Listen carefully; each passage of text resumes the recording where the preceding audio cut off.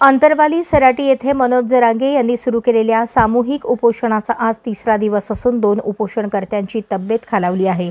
या उपोषणकर्त्यांना अंबड येथील शासकीय दवाखान्यात उपचारासाठी नेण्यात आलं आहे। मात्र या आंदोलकांना पुरेशा सुविधा न दिल्याचा आरोप आंदोलनाच्या ठिकाणी असलेल्या इतर आंदोलकांनी केलाय। याशिवाय उपोषणस्थळी 110 आंदोलक उपोषणात सहभागी झालेले असताना त्यांच्या तपासणीसाठी पुरेसे डॉक्टर आणि कर्मचारी दिले नसल्याचा आरोपही आंदोलकांनी केलाय।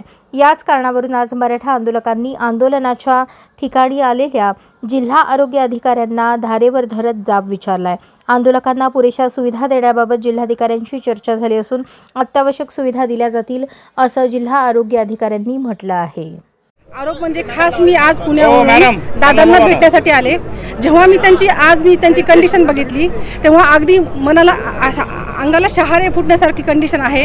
इथे आल्यानंतर कोणत्याही प्रकारचे अजिबात कुणाचे म्हणजे इथे उपोषणाला कमीत कमी 100 ते 150 माझे बंधू बसलेले आहेत। इथे आहेत। अगदी त्यांची तब्येत खूप खालावलेली आहे आणि दादांकडे तर बघवतच नाहीये बिलकुल। आणि आज प्रशासनाकडून काही दखल घेतलेली जात नाहीये।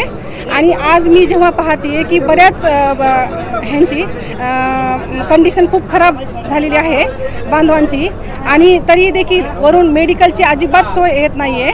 आणि आज एवढ्या ह्यांच्यासाठी कमीत कमी भरपूर डॉक्टर इथे म्हणजे अवेलेबल पाहिजेत, पण इथे कोणीही नाहीये। फक्त दोन लेडीज इथे आलेल्या आहेत आणि इथे बऱ्याच जणांची कंडिशन खूप खराब झाली आहे आणि त्यांची बिलकुल म्हणजे सोय घेतलेली जात नाहीये। त्यांना जमिनीवर फेकल्या जात आहे।